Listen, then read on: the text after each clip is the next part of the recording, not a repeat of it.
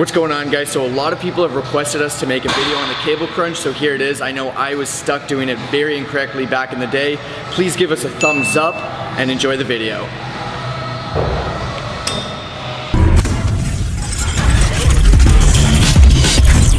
First and foremost, as you guys know the drill, we're going to 3 common mistakes. The first one, this is going to be opposite to all the other videos we make. You don't want to retract that scapula. This is the one time you want your spine completely bent. So you want to get that hunch even when you're lifting up. You want to hold that hunch because you have to consider you're actually trying to crunch here. If you have this retracted, you can't really get a good crunch. You need this forward to be able to squeeze into that crunch. And that is number one. As you can see, Kyle's doing it here. He's got his back very postured. It looks very awkward. It looks like he's trying to kiss the floor, and that's what you're gonna get, as opposed to actually trying to drive that chin all the way down to the knee and really get that big contraction that you're aiming for with this exercise.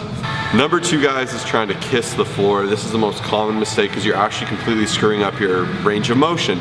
Think of a crunch, you're trying to drive yourself all the way forward towards your knee. This is the exact same thing, it's just a different plane of motion coming from the top. So you want to start with that back hyperextended, and as you guys can see, I'm driving that chin inward. Looks a little silly, I look very hunched, but that's what's going to give me that squeeze. And then kind of like a 2.5 of sorts is to hold the squeeze. You need to play around until you actually feel the squeeze and you feel all of your abs being worked. If you're going too heavy, you're really going to screw yourself up because you're not going to get the contraction you need to make this exercise worthwhile. If you're going too light, you're not going to feel anything. You're going to have to rep it for days, and that is another huge issue. So really drive that chin inwards, kind of push everything down, really squeeze in that stomach and focus on that mind-muscle connection. Common mistake number 3 is distance. I find so many people like to go way too close. By going too close, like literally up to here, it's going to be limiting your range of motion. And a lot of people think they're going to be working their abs more by going far back here. This is also going to be limiting your range of motion. So I highly recommend finding your sweet spot, making sure to get a nice squeeze, a nice contraction, and not limiting your range of motion, getting the most out of this exercise.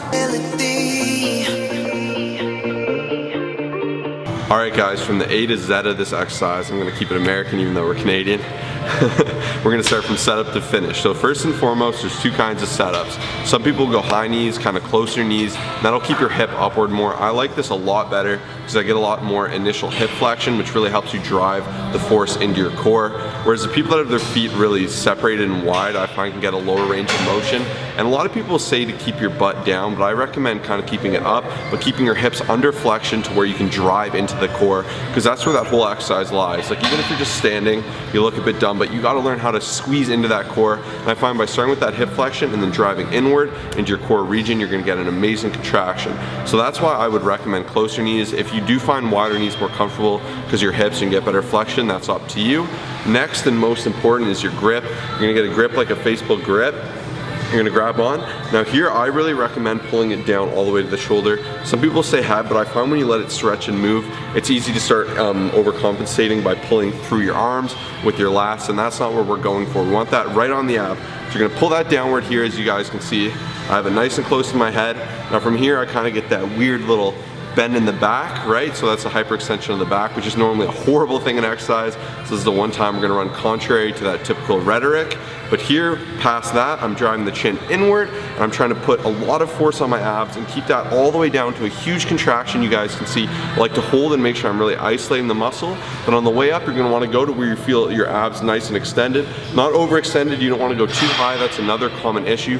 You wanna go just where they're fully stretched out and fully contracted, just like any other muscle. Just like a bicep, you extend, you contract, and that's all it is. And with anything you do, that's what's important.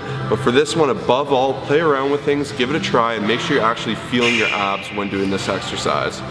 Thank you guys so much for checking out this video. If you liked it and you learned something, please smash that like button. It really helps us out. Drop a comment, say what's up, say you liked it. Any questions or comments you have, we're happy to answer.